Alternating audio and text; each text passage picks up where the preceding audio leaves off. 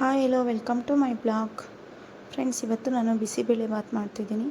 ಯಾರಿಗೆಲ್ಲ ಬಿಸಿಬೇಳೆ ಬಾತ್ ಇಷ್ಟ ಇದೆ, ಬನ್ನಿ ಫ್ರೆಂಡ್ಸ್ ಬಿಸಿಬೇಳೆ ಬಾತ್ ಹೆಂಗೆ ಮಾಡೋದಂತ ನೋಡ್ಕೊಂಬರೋಣ. ತುಂಬ ಚೆನ್ನಾಗಿ ಬಂದಿದೆ ಫ್ರೆಂಡ್ಸ್. ಫಸ್ಟು ಕುಕ್ಕರ್ಗೆ 1 ಬೌಲ್ ಅಕ್ಕಿ ಹಾಕ್ಕೊಂಡು ಒಂದು ಹಾಫ್ ಬೌಲ್ ತೊಗರಿಬೇಳೆ ಹಾಕ್ಕೊಂಡು ನೀಟಾಗಿ ವಾಶ್ ಮಾಡ್ಕೊಬೇಕು.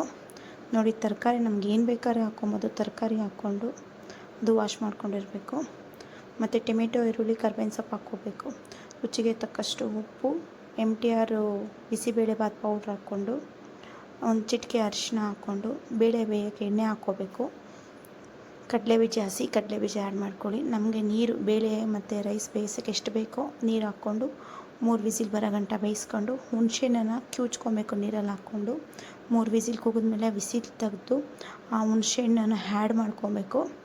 ಮತ್ತು ತುಪ್ಪ 1 ಸ್ಪೂನ್ ಹಾಕ್ಕೊಬೇಕು. ಕೊತ್ತಂಬರಿ ಸೊಪ್ಪು ಹಾಕ್ಕೊಬೇಕು. ನೋಡಿ, ಈಗ ಫುಲ್ಲು ಮಿಕ್ಸ್ ಮಾಡಿಕೊಂಡು ಒಂದು 5 ನಿಮಿಷ ಕುದಿಲಿಕ್ಕಿಟ್ಟು ಮತ್ತು ಇನ್ನೊಂದು ಒಲೆ ಮೇಲೆ ಬಾಣಲಿ ಇಟ್ಕೊಂಡು ಎಣ್ಣೆ, ಸಾಸಿವೆ, ಕರ್ಬೇವಿನ ಸೊಪ್ಪು, ಬ್ಯಾಡಗಿ ಮೆಣಸಿನ್ಕಾಯಿ ಒಗ್ಗರಣೆಗೆ ಹಾಕ್ಕೊಂಡು ಅದನ್ನು ಬಿಸಿಬೇಳೆ ಬಾತ್ ರೈಸ್ಗೆ ಹಾಕ್ಕೊಂಡ್ರೆ, ಬಿಸಿಬೇಳೆ ಬಾತ್ಗೆ ಹಾಕ್ಕೊಂಡ್ರೆ ತುಂಬ ಚೆನ್ನಾಗಿರುತ್ತೆ ಫ್ರೆಂಡ್ಸ್. ಬಿಸಿಬೇಳೆ ಬಾತ್ ತಿನ್ನಲು ರುಚಿ ಬಿಸಿಬೇಳೆ ಬಾತ್ ಫ್ರೆಂಡ್ಸ್. ಇದಕ್ಕೆ ಖಾರ ಬೂಂದಿ ಹಾಕ್ಕೊಂಡು ಬಿಸಿಬೇಳೆ ಬಾತ್ ತಿಂತಾರೆ. ನನಗಿಷ್ಟ ಇಲ್ಲ. ನಿಮ್ಗೆ ಇಷ್ಟ ಆದರೆ ಹಾಕ್ಕೊಂಡು ತಿನ್ಬೋದು. Thank you so much friends. ನನ್ನ ವಿಡಿಯೋ ನೋಡಿದ್ದಕ್ಕೆ.